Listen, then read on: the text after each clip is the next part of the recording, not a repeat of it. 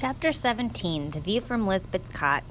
Jeep wanted to sit in the room, feel it from the inside out. He told Dana and last summer I was in Chicago and we went to the Museum of Science and Industry.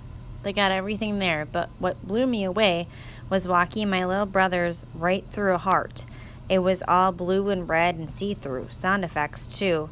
You could hear it pumping. Would I like that? Anne asked. I don't know, but what I'm saying is, I want to sit in Lisbeth's room and feel it pumping. So he slid under the off-limits strips while Dana and Anne crouched at the door of the little room, trying to make sense of Jeep's movements. He knocked on the wall every few inches. Was he looking for a hollow board something was hidden behind? He backed into Lisbeth's cot and carefully lay on the straw, staring at the ceiling, arms folded under his head. What are you thinking? Dana asked. Nothing. I'm lying here trying to guess what she was thinking. Hey, go downstairs and come in the front door. I want to see if I can hear that from up here. Dana and Anne ran downstairs and tried to come in as quietly as possible, crept up the stairs like cats and burst into the parlor. Well, I didn't hear a thing, Jeep said gravely.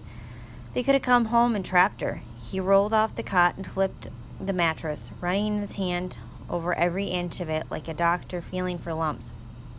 He took apart the crudely made frame of the cot, which was just unfinished boards notched into the crotches of other rough boards. He put it all back together. Anne whispered, What does he think he's going to find that the police didn't? Where was the diary? Jeep asked. Between her bed and the wall. Jeep crawled under the bed, under the other cot. His hollow voice echoed from underneath. She wasn't any bigger than me, but she'd already had her growth spurt, Dana teased. Jeep was always griping about being so short and was living for his 14th birthday when he was sure he'd sprout 8 inches.